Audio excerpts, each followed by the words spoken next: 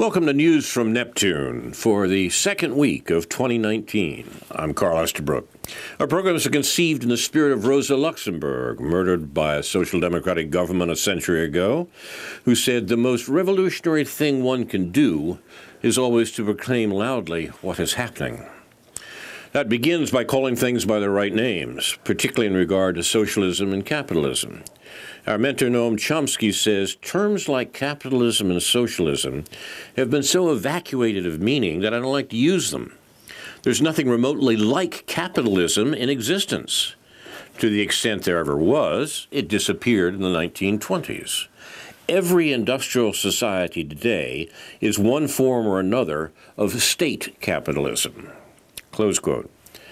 That doesn't deny that state capitalist regimes that called themselves socialist made immense strides in the 20th century, in Russia and China, notably. Since the last decade of that century, our program has been a weekly hour of spontaneous and unrehearsed discussion of the news of the week and its coverage by the media, done in the spirit of Noam Chomsky. First on a so-called community radio station, and now via Urbana Public TV and YouTube. Earlier editions of this program are available at archive.org.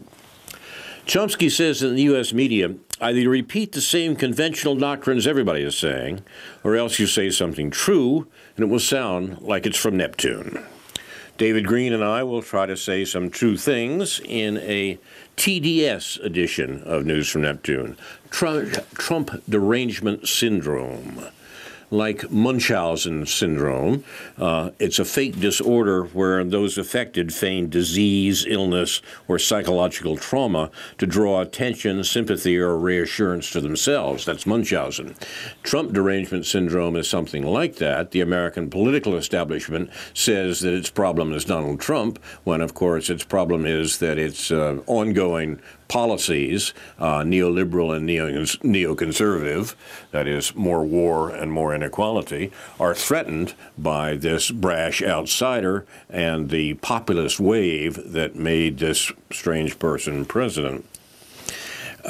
We have a number of topics to discuss under Trump derangement syndrome today, but David may have some other things on his agenda. Yeah, well, I could start off related to that. Okay. Ethan, could you put the monitor on there? So, or not? I don't think that works quite so well. Here, I have this stuff. Are we okay? Yeah, you guys are fine. Yeah. Oh, okay, that's fine. Thank you. Yeah. I'm sorry. Let me just anecdotally speaking, noticeable that the New York Times is campaigning for Joe Biden to be the next president. Oh, yes.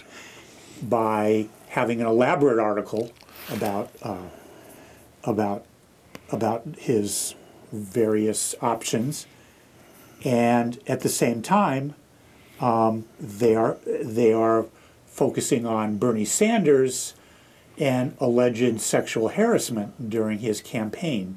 The juxtaposition of those two articles within a day or two made it pretty obvious where the New York Times is at regarding who they want to replace Donald Trump. Plus the fact that their go-to anti-Trumper, David Leonhardt, is full-on, probably 2,000-word article about all the reasons that Trump should be impeached. So it isn't really any question what the establishment views are on these things. I'm just it's kind of hard to come in and do a program about the news every week when you don't want to read the news, because the news isn't really relevant to what's going on in the world. The news is about the people making the news. It's about the people who have power in this country wanting to make the news to distract you from what really is going on in the world. Given that, yes, what's going on with federal workers is horrible, and that Trump is being very foolish, but they're all being very foolish. So I resist buying into the notion of this is one more reason to hate Trump. This is one more reason to get him out of office, because I have a instinctive resistance to wanting to be manipulated by the mainstream media that way, you know, that's clear from what we say on this show every week. It's too true. It's too true. And the notion of trying to pay attention, as Rosa Luxemburg tells us to what's actually happening, what's really going on, as you say, David, is right. Because what's really going on is more war and more inequality in our society and indeed in other societies across the world. That's what the Yellow Vest movement is about in France right now, what is generally called populism. I know you and I disagree a bit on the analysis of the populist movement, but I want to suggest that it is a wave that is in opposition to the dominant neoliberalism of the last 40 years, just as the anti-war movement is in opposition to the dominant warfare war policies of the United States government. And it seems to me that our task, boringly the same each week, is to attack those neocon and neoliberal policies, and the whole Trump derangement syndrome is to distract you from the fact that those policies, which have been the policies of all recent administrations, continue even though Trump had the temerity to attack them. Yeah. Just one more note in relation to Joe Biden, what Jeffrey St. Clair said about that this morning. The question is, will Biden run on his record or from it? And then he proceeded to list all of the sort of Clintonite, going back, of course, to the whole Anita Hill episode, which is going to inevitably come up. But all of the Clintonite programs, the Biden, the crime bill and the anti-welfare bill and all that stuff that he was a part of in the 1990s. So it's hard to take the Biden thing seriously, but since the New York Times is, and it's not just about age, of course, but of course people will raise age, but he is older than Bernie Sanders. But, anyway, as far as the populism thing, maybe we don't agree completely. It's quibbles for sure. But the more that the so-called populist right is accused of racism by the mainstream or even by the left, people like Paul Street, the less I care, the less I want to hear it, because it's clear that people are economically dissatisfied. And it's clear from the French example, particularly, that whether these people voted for Le Pen or not, they have serious economic grievances.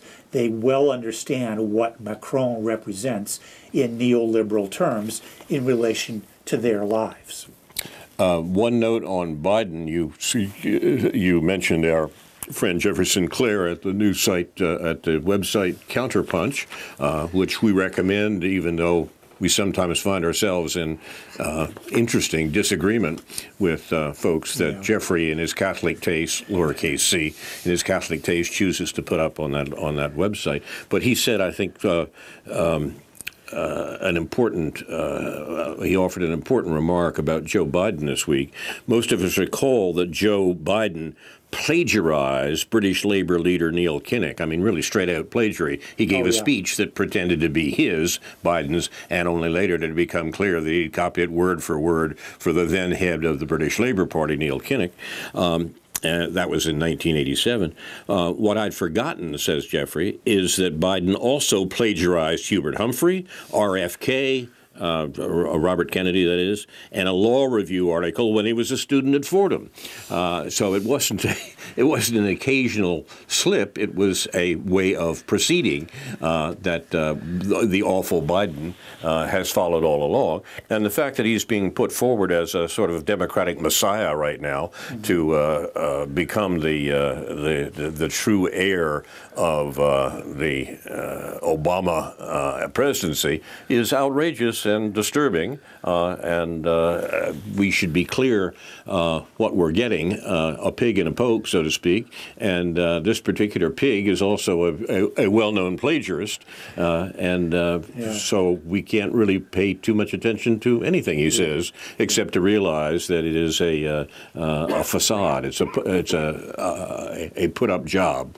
That's what Biden is, and part of the reason that Biden is a put-up job is that it's in fear of real progressive elements emerging in the Democratic Party, which scares the Democratic leadership to death. Ocasio-Cortez being the example right now. What she actually represents, what her views are, and whether those views will make any difference is still are still open questions, it seems to me. But she's nobody's dummy, and she's smart enough to realize, I think, what's being done to her. Yeah. So. And just briefly, since I lived in Delaware, where Biden is from for 5 years, I haven't really thought about this all that much, but I recall what I recall. I was a different person then politically. I mean, I was a leftist, but it's a different time and place.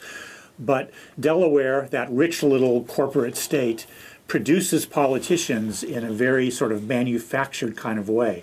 And they hang in there for a long time. And the state kind of puts them up there. There's reasons behind how all that works, and there's reasons why somebody like Biden can get elected term after term in a state like that, where nobody who wins really gets defeated until they retire. It wasn't strictly Democratic back then, because the famous William Roth of the Roth IRA was from there, but it's a very quote unquote bipartisan state where everybody gets along. It's really become like, you could argue that Delaware is like the national model for the sort of neoconservative, neoliberal country that we've become, that both parties have become exactly. in the last 30 years. Actually, Delaware was early to the party, wasn't it? Early to the neoliberal party, Yes. in that it has always been a corporate-dominated state, Yes. where the corporate domination, primarily by DuPont, Yes. was obvious to everybody. You could see Yeah. it. It was true in other states, too, Yeah. not necessarily more true in Delaware, but in Delaware, in part because of size, it was more obvious. Yeah. And this is the milieu that produced the current Democratic savior. And also because of the financial interest there, corporations go there to get incorporated. The banks and the credit card companies that are so characteristics of the neoliberal era go there, and so people work for the various credit cards. MBNA was back then. I'm not sure what it is now, and then of course there's the well-known lack of a sales tax for the small state, where people can travel from Pennsylvania and Maryland, New Jersey, DC. and so forth to get sales tax-free goods, and whatever the neoliberal implications of that. Delaware is a well-funded state. I mean, it does have a structurally sound tax system and a good educational system, somewhat at the expense of other states. The comments on the Democrats and their search for a substitute or an heir for the Clinton machine in the Democratic Party turned up this note this past week. There are federal workers going without pay, children held in detention camps on the border, and people sleeping on the sidewalks a few blocks from the Capitol, and the pro-democratic, the liberal democratic punditry buys 10,000 roses and sends them to the office of Nancy Pelosi. Nancy Pelosi's net worth is just under $50 million on celebration of her eminence. I was going to read that, but I'm glad you did. Yeah. In the House of Representatives. Yeah. So this is what the Democrats offer us as an alternative to the horrors of the Trump administration. Another example, if you like, of Trump derangement syndrome, in the way in which Trump and the fear of Trump is being used by the Democrats to put their traditional policies, economic and military, in place. I'm just astonished, quite frankly, that the suggestion by Trump that troops should be withdrawn from Syria, a suggestion he made in the campaign. It's nothing new. It's part of the anti-neocon principles in the campaign that so frightened the political establishment. The fact that he says, in fact, yes, let's do that, sends the entire American political establishment into fits, into paroxysms of terror, to the point that they're once again talking about coups, up to and including military coups in the U.S. This is from good American liberals because of the fear that Donald Trump will actually stop some of the killing that the U.S. is responsible for around the world. And that doesn't make any sense at all unless you understand that the fundamental principles of the American political establishment depend upon killing, depend upon war and war provocations against potential rivals of the United States, most notably Russia and China. And until you get the sort of true story of what the U.S. has done in this generation in regard to its ruling classes' suppression of the internal population of the United States and its provocations against potential rivals abroad, it's difficult to understand the logic behind these American policies, particularly when they're surrounded with a bodyguard of lies. It's not an easy task. And to do what Rosa Luxemburg suggested, to proclaim loudly what is happening, it's necessary to break through this miasma of lies that we refer to as mainstream media in the U.S. But certainly many of those lies about the immigrant population have been coming from Trump itself. Oh, sure. So how do we process, in the midst of this horror, and the midst of that bit of nonsense, is it, and do we care enough to want to process it? Certainly we care about the workers and the immigrants themselves. But what is it? Is it worth understanding whether Trump is playing to his base, quote unquote? It's worth understanding it, but it's worth understanding it in context. It's worth understanding it without the supposition that we get from the American political establishment that everything was just ducky until Donald Trump came along and knocked over the apple cart. Ducks and apples? I'm not quite sure where that comes from, but still at all. The use of the Trump derangement syndrome is precisely to defend the traditional policies of the American government. And by traditional, I mean in the last 20 years. These are the policies that have been continuously followed by the U.S. government. And Trump was no hero.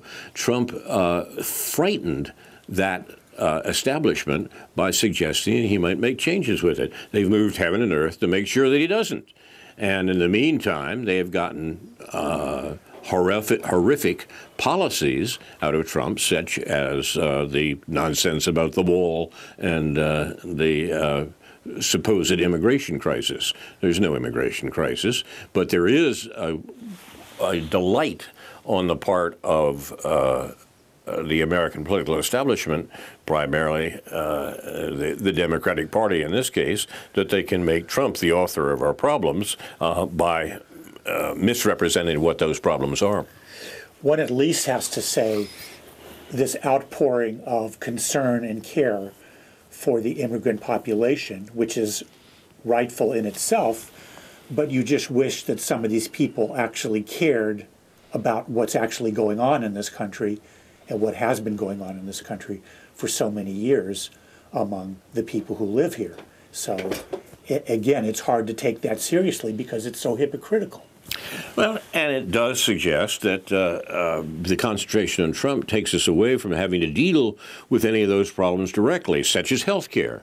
The Democrats make noises about, some Democrats make noises about Medicare for all, which is the obvious solution, the solution that works in all civilized countries, from which, of course, I exclude ours. But they they pay lip service to it, the Democrats do, but we get no action from it. Right. And that's helpful if you have a villain, a bête noire, to blame this on. Yeah. And as wonky as I am about things and want to understand, as soon as they start talking about Medicare for all and all these papers that are coming out from good people, Robert Pollin at the Political Economy Research Institute or whatever that's called, Perry, I'd like to know more about how it is going to be funded, how it's going to work, how much money it's going to save. But I don't want to debate whether or not we need it, because it's obvious that we need it. And I don't want to debate how you're going to pay for it, because it's obvious how it can be paid for. Yeah. We shouldn't be even talking about that. We should just be talking, we should just be talking about doing it. But there's all this talk about whether or not we can pay for it. There's all this talk about the Green New Deal, whether or not we need a Green New Deal. Obviously we do. There's all kinds of technicalities. It's not going to be easy. There's a lot of choices to be made. But the question is not whether we or not we need a Green New Deal. The question is, why don't we have a Green New Deal? Who's keeping us from having it? And in terms of the way that it's talked about, how the signs you want to look for is, how is the Green New Deal going to become sort of, if it becomes too popular with the population, how is it going to be brought back in by the neoliberals into their fold, into their way of looking at it, to get them a new votes, but not really have a Green New Deal? Exactly. How would you describe the Green New Deal idea, David? Is the phrase has turned up in some strange places. Yeah. In fact, it was used prominently by the Green Party in the Stein campaign, the campaign in the 2016 presidential election, and had been used before for a good while by the Green Party. Yeah. Both you and I have been involved with it. In fact, it's been used elsewhere. Now, how do you understand the present usage when there are people in the Democratic Party, such as Ocasio-Cortez, the new congresswoman, speaking strongly of a Green New Deal? What does it mean? Yeah, well, I mean, from that perspective, it is, I think, a kind of a policy statement of the Democratic Socialist wing of the Democratic Party to try to establish an identity within the Democratic Party apart from the neoliberal establishment, the Pelosi, Schumer establishment of the Democratic Party, and kind of, there's a political, I think, appropriately political element to that, because just like with Medicare for all, the people support it. And so the DSA wants to align themselves with those programs that people support and that are sort of genuinely left programs or social democratic programs. That's my first take on it. Mm-hmm. New Deal, after all, for people of our generation and older, has a resonance that I think it's probably lost for those vast numbers of people who are younger than we. Absolutely. What the phrase originally refers to are the policies that were adopted by the American government, primarily the Franklin Roosevelt administration, in response to the Great Depression of the 1930s. That was the New Deal that Roosevelt, I mean, her name was already somewhat questionable, it seems to me, but that was what the Roosevelt administration offered, a package of programs, including everything from Social Security and job supports to workman's compensation and things like that, to try to take the edge off, to put no finer point on it, so to speak, the horrors of the Great Depression. That characterized the Democratic Party from the end of the Second World War down to the 1970s. The Democratic Party was officially committed, programmatically committed to programs that lessened the horrors of economic exploitation under American capitalism. And it produced that efflorescence of American society in the generation after the Second World War that came to an end in the 1970s when American business decided it had gone too far and we had to move back towards asserting the rights of capital over against those rights of citizens who wanted the hard edges of capitalism taken off as far as they were concerned. The result was neoliberalism. Neoliberalism is a reassertion of the rights of capital against the sorts of controls of it presented by everything from unions to government programs. Now, neoliberalism in that sense has characterized American society for 40 years, and it has produced a depression as far as American wages and compensation is concerned, unimaginable in the previous generation. Wages in America have been essentially flat since the early 1970s, and the apperception by the majority of Americans that their life chances had been trammeled up by the policies of the last several administrations, Republican and Democrat, are all quite accurate. And it was that notion that they were somehow being, the people were somehow being constrained economically and otherwise, to put no finer point on it, that produced the Trump administration, that produced the wave of populism that includes everything from Brexit in Britain to the new Italian government to the Yellow Vests in France. This transformation is dateable. We can look at what's happened in American society particularly, and indeed in world society, after the generation of expansion that followed the Second World War. That's what we're fighting now worldwide now. It takes different forms in different countries, but in this country we're fighting it directly without really quite recognizing it. Most people know what's happened to their own life chances, to their own income, to their own economic security, and that restlessness is what produced the Trump administration. So all this talk about Trump's base and so forth, and the notion that, it's racism and so forth that's at stake in Trump, is a way to try to cover over the very real objections to what the American political and economic establishment has done for more than a generation. The issue's not over. The argument's not over. And there are those people who suggest that we're heading into a cyclical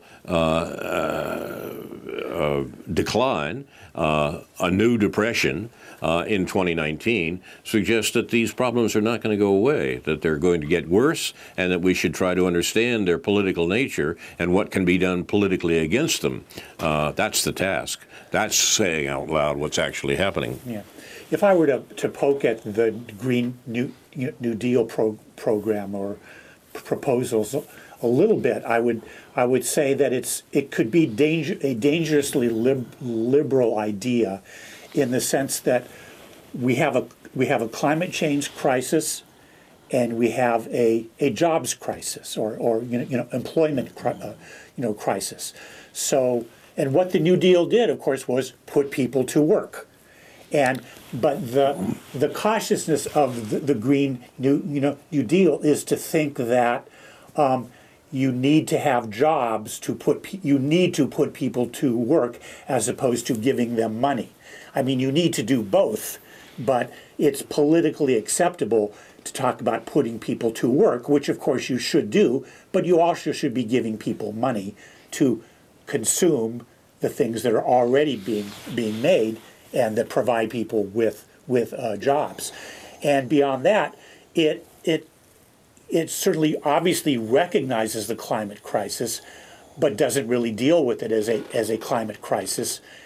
It sort of folds that into a social program. So, there's ways you could poke at it, and there's ways that, there's, I guess to say, there's the dangerous aspect of it becomes a kind of brand. Okay, the Green New Deal is this brand, and we have to be skeptical about brands when they come along with major political parties branding or rebranding themselves, even if it is the quote-unquote left wing of the Democratic Party. I think the important thing to see about the Green New Deal is that the phrase covers over an attack on the way economics has been run in this country for more than a generation. It's an attack on the neoliberalism that has produced the massive and accelerating increase in inequality that's occurred in America over the last 40 years. And the green aspect of it is a recognition that that problem is parallel to the ecological problem, the environmental problem that the U.S. Is particularly retrograde in doing anything about. Not that other countries have done that much better, but we've done worse.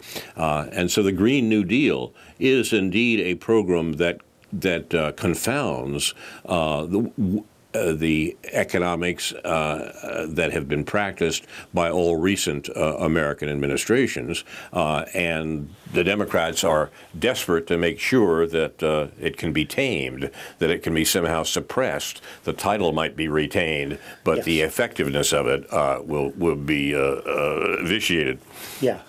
So yeah, to refer to a more straightforwardly radical approach to the environment, ecology, and economics and so forth, one would have to refer to John Bellamy Foster, or the monthly review author, who's written extensively. But you can find brief summary articles of what his view of eco-socialism is. You're watching news from Neptune. We're talking particularly about Trump derangement syndrome and how it works into the reconfiguration of politics in America that's going on right now in the wake of the 2016 election and the arrangement of the drawing of lines that's taking place in the new Congress. Our researcher, Jeff Nicholson, Dr. No, has sent us an interesting sidelight on how this argument is being worked out. He says Sarah Silverman, the comedian, actor I met once, as a matter of fact, who stood with former Senator Al Franken at the Clinton rally and chastised anyone who was upset after the DLC Corporation cheated Bernie Sanders, has lost her Trump derangement syndrome show called I Love You America after one season. You ever heard of this show, I Love You America? I know. I'm sort of out of the loop when it comes to Sarah Silverman. So am I. Well, no, but about a television. Yeah. But the point is that this was not the only example of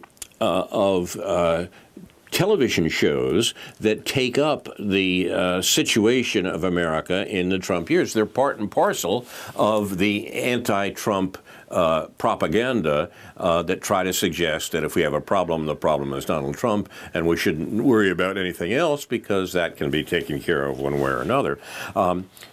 Dr. No points to a number of TDS shows, Trump Derangement Syndrome show, I Love You America with Sarah Silverman, The Break with Michelle Wolf, Chelsea, named for host Chelsea Handler. The fact there are a number of these things appearing is no accident. In other words, this is the use, we get after the Russians for the use of social media and so forth, to twist the febrile minds of the American electorate. Here, mainstream media is doing it through comedy shows, including also the late-night comedy shows, which are overwhelmingly involved with the Trump derangement syndrome. We have this problem. Which is why I can't watch them for 10 seconds. Exactly. I didn't even know about these other ones that our omniscient researcher does know about. Yeah. But Carl, if you want to find attractive women saying the right things, you have to go to Pamela Anderson, formerly of the Baywatch, and she is in Europe, and she was interviewed on Jacobin recently, and she is a smart person saying intelligent things about European resistance movements, including in France, Italy, and so forth. So that was kind of fascinating. As in most of these matters, we should have a Pamela Anderson versus Sarah Silverman That's a possibility. Debate. Dr. No points out there seems to be no limit to the number of stand-up comics to host the next anti-Trump show that pretends to be comedy, but is in fact politics. The theme seems to be to keep production costs low.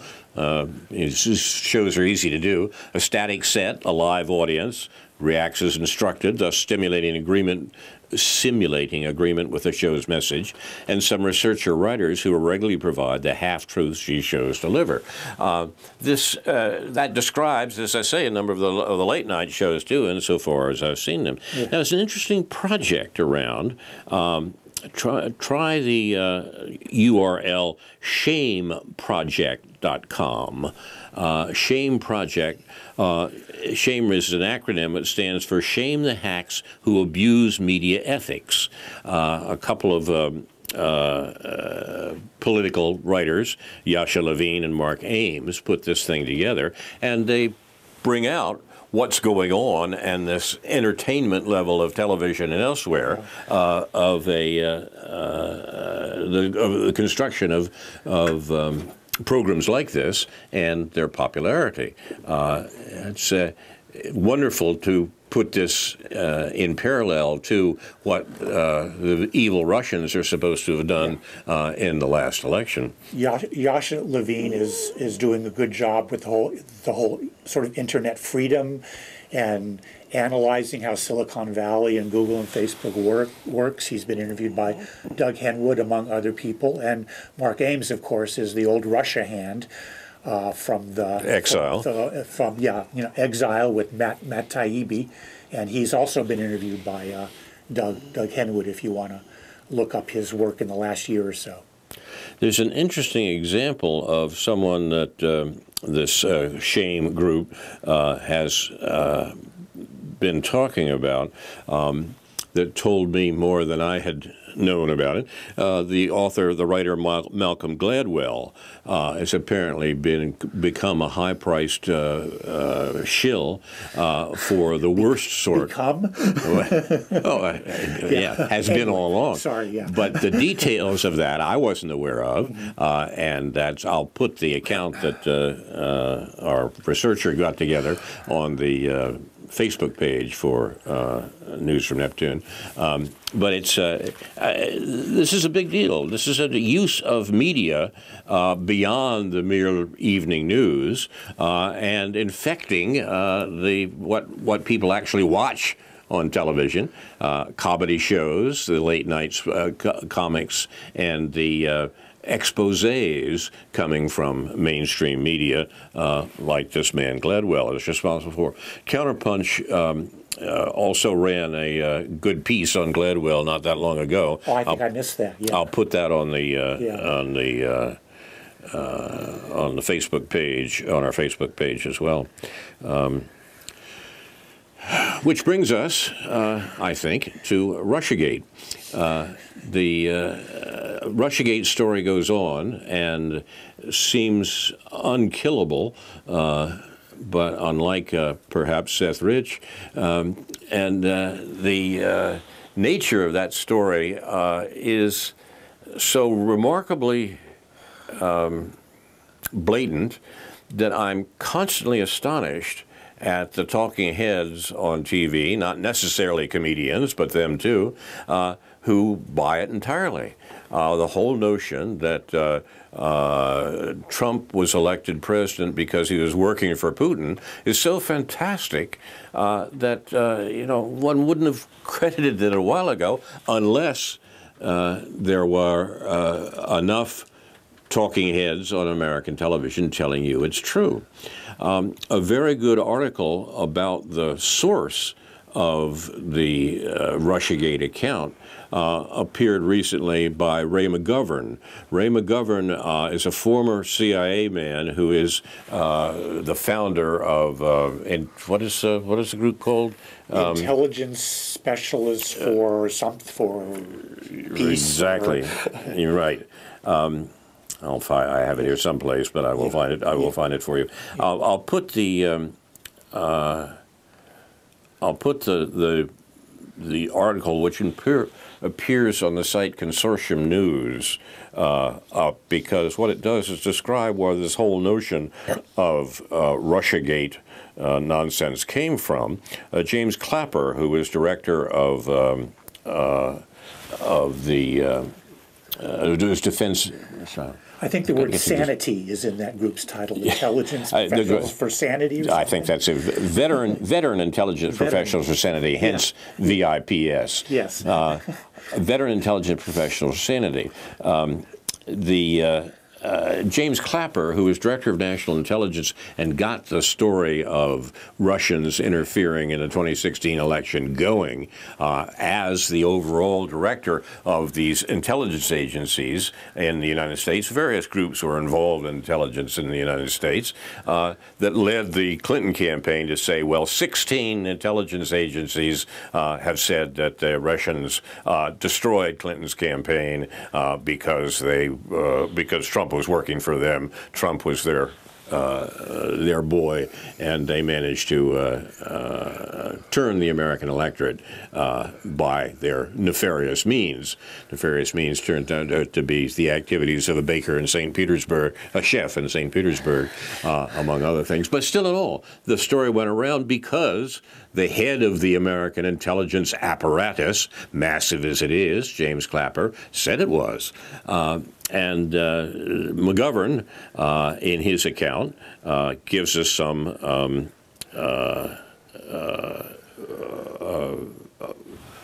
description of what Clapper was up to in an interview of Clapper.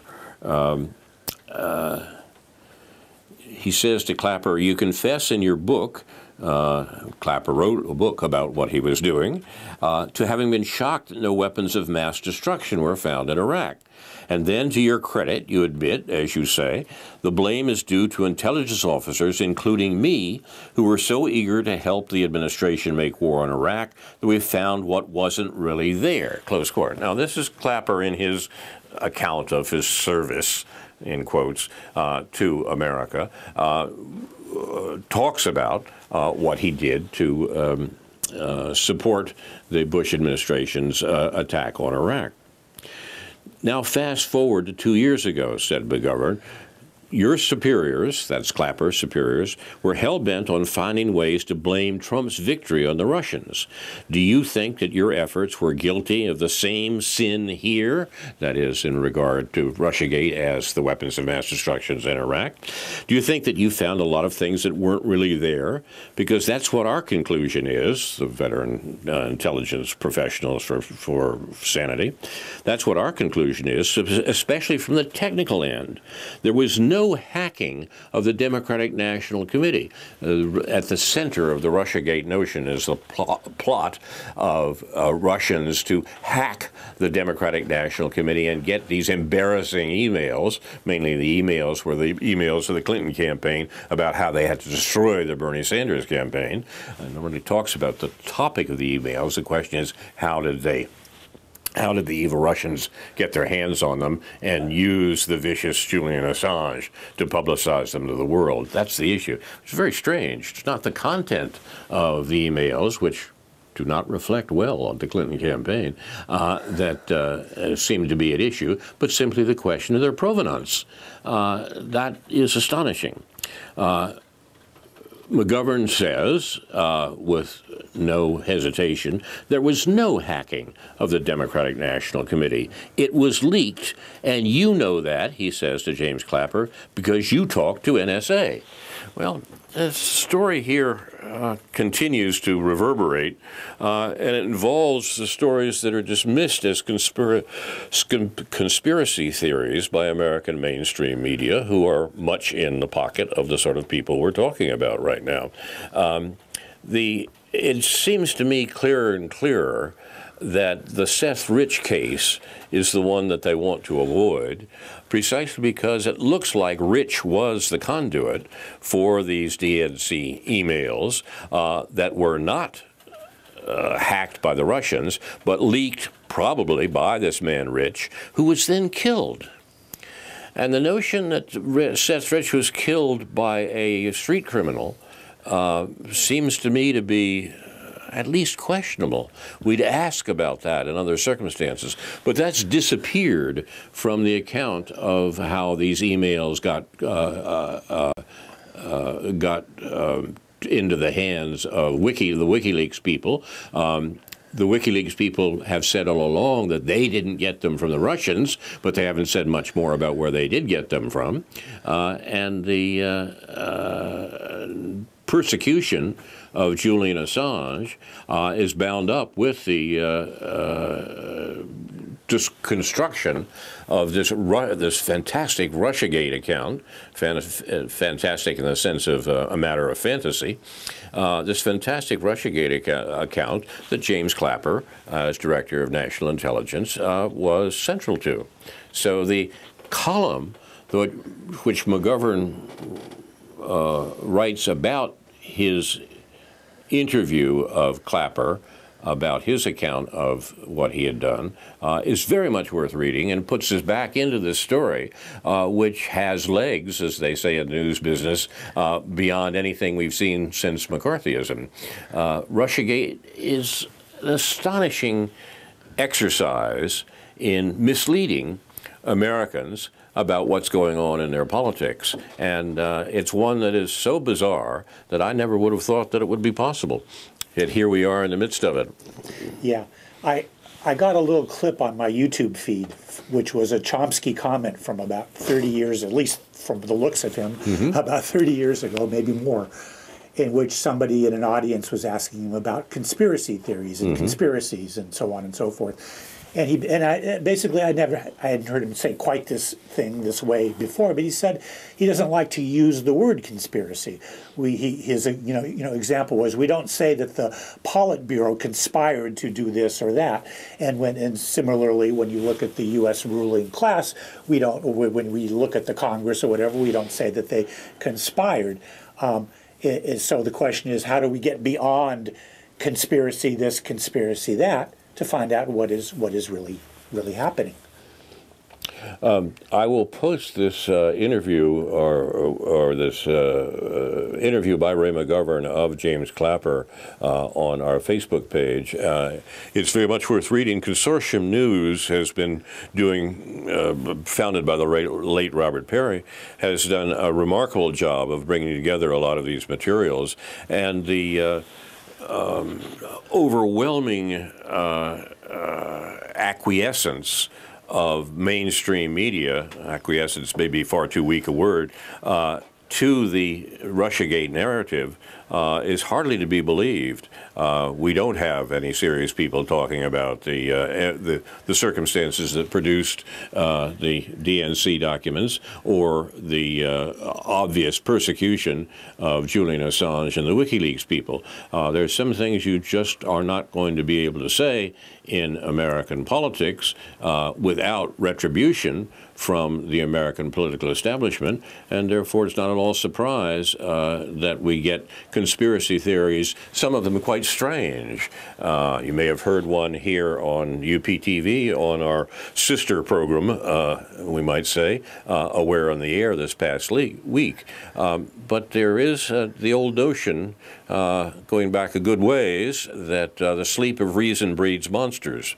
And when reasonable accounts of the nature of American politics and the interests served by it and so forth, when reasonable accounts go away, the results are monstrosities. And most of these accounts that we're talking about as conspiracy theorists are monstrosities only because the real accounts are suppressed by our American media. You're watching News from Neptune.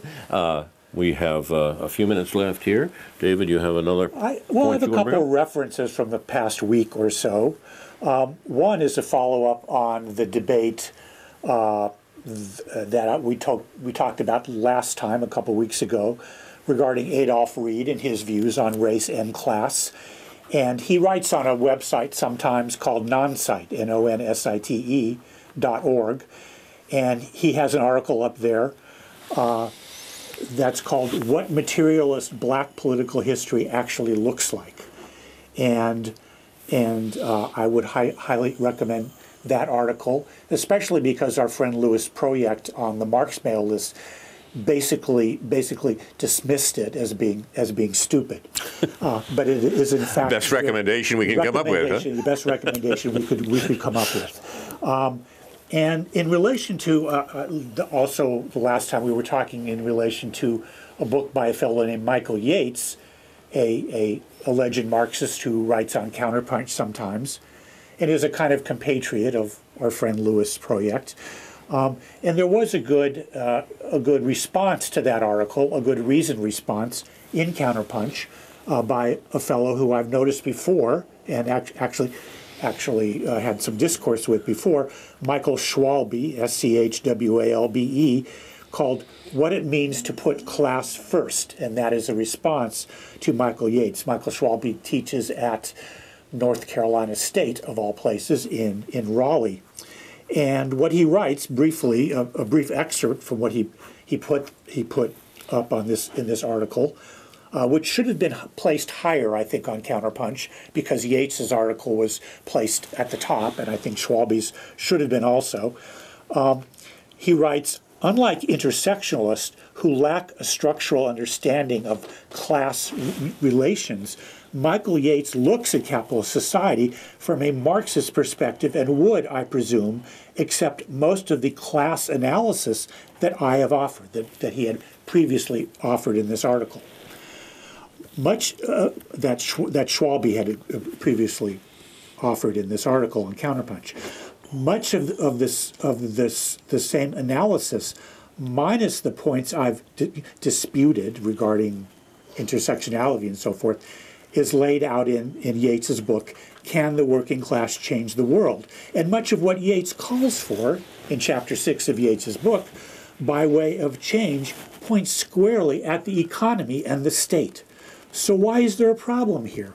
Asked Michael Schwalbe. Why sharpen the divide between left analysts who are, in the long run, seeking the same social transformations? Perhaps criticizing those who center the analysis of class relations is a backhanded way to attract readers who might be put off if racism and sexism are not foregrounded. Perhaps it is just what one must do to appeal to a generation of activists raised on the language of intersectionality, but with only cultural notions of what class is or how it works. Perhaps for some critics of class firsters, and here I exclude Yates. Here Schwalbe excludes Yates because he sees him more or less as a class firster who's making too many concessions to intersectionality.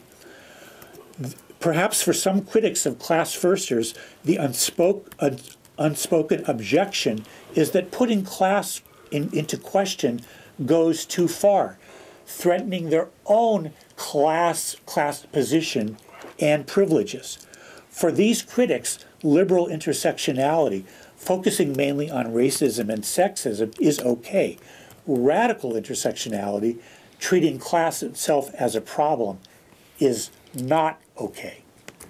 So I know that's an academic statement, but I think it makes a lot of sense if you read this whole article and think about it. Unfortunately, there just doesn't seem to be enough direct discourse and debate and confrontation about these issues. So I compliment Michael Schwalbe for writing a sort of, he is classified as a sociologist, but he's a philosophical sociologist, and I recommend this article on Counterpunch and also looking up some of the past things he's written on that website. And given the amount of ink that's being spilt, and that's a metaphor, I suppose, these days, since very few of us use much ink, on these race and class issues, I was put in mind of a conversation or an article, a brief note by Tariq Ali long ago, talking about a discussion that occurred long ago, and in fact, Lee's piece itself appeared in 1980. he writes, C.L.R. James, one of the great historians of that generation, C.L.R. James is now by any standards an old man. He appears, and this is, remember, 1980, this is 40 years ago that this is being written. He appears somewhat frail, but his impression this impression evaporates when he begins to talk. It's almost as if one is being transported back to the polemical debates and arguments of the 30s, the 1930s, before the Second World War. James was born in the West Indies some 80 years ago, so that's 120 years ago now. He came to Britain in the 30s and soon developed a reputation as a sports writer, cricket, and historian. I had last heard him speak at the Dialectics of Liberation Conference in 1967. On that occasion, he had clashed fiercely with black American leader Stokely Carmichael. For those of you younger than I, Stokely was he changed his name, was one of the leaders and the most articulate and cleverest, perhaps, leader of the black 1960s. Race is decisive, Carmichael had thundered.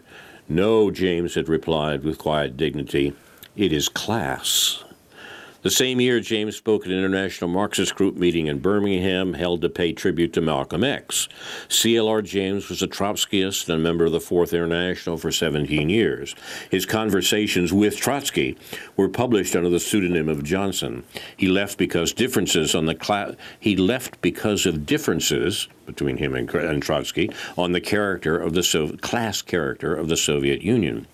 He is presently, this is 1980, in London for the publication of a number of his writings by Allison, and a number of his writings, including a revised edition of his classic, The Black Jacobins. The Black Jacobins is about the revolutionary ferment in the Caribbean, primarily. I met him last week in a hotel room, said Tarek. He stipulated one condition for the interview. It must end as the second test match began, as he did not want to miss a single minute of cricket. It seems to me like that's good advice on this particular issue.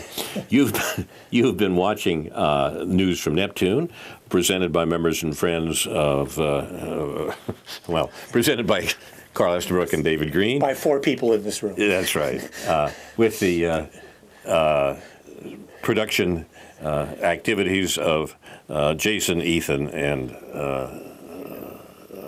some others. We do appreciate it. Oh, Andrew, of course. We do appreciate it. God willing, we will be back next week with another edition of News from Neptune to remind you, in the words of Edward de Vere, what's past is prologue, what to come, and yours and my discharge. In the meantime, confusion your enemies, and a good night to you.